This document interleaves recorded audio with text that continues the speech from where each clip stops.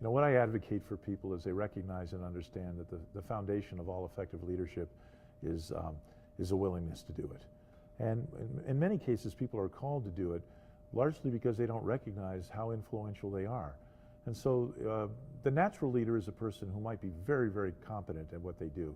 And people just fall in behind them because they recognize that their ideas are very, very compelling.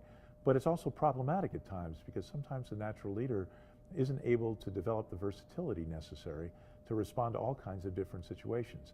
So they have to become more conscious of their capabilities, whereas the person on the other hand who says, you know, I really don't know how to do this, actually has a higher probability of developing effective skills because they see a variance between what they know they need to learn about and where they are now.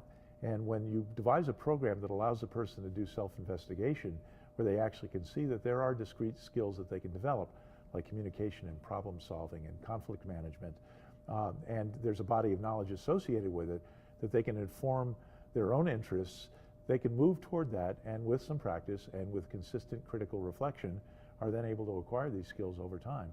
And so I certainly love to be around natural leaders. The irony is sometimes they don't even know how influential they are, whereas the deliberate, thoughtful, and reflective leader who's acquiring their skill doesn't come from a specific prototype. There can be found anywhere. A very, very quiet person can be profoundly influential.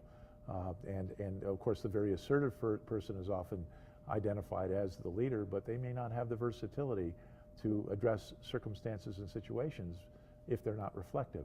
So somewhere in the mix of this is what we're looking for, is a person who's aware of themselves, aware of other people, aware of the impact of their behavior on other people, and aware of the situation.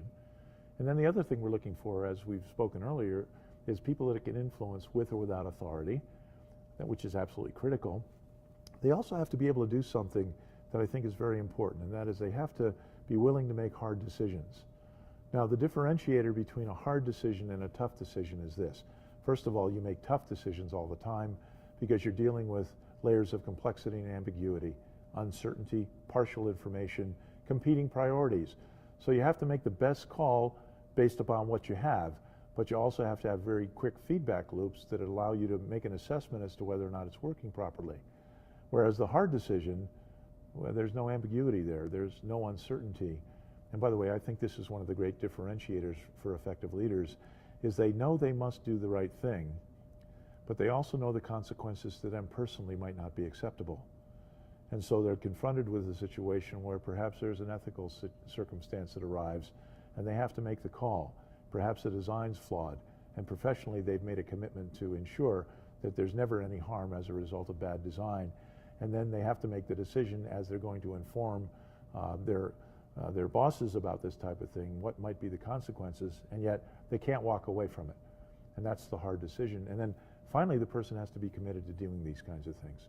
They have to be willing in some cases to take significant risk to ensure that the right thing is played out. Now, none of those things are apart from the person who is learning how to lead, but systematically all of those things, if addressed, will cause a person to be very, very effective in their ability to influence.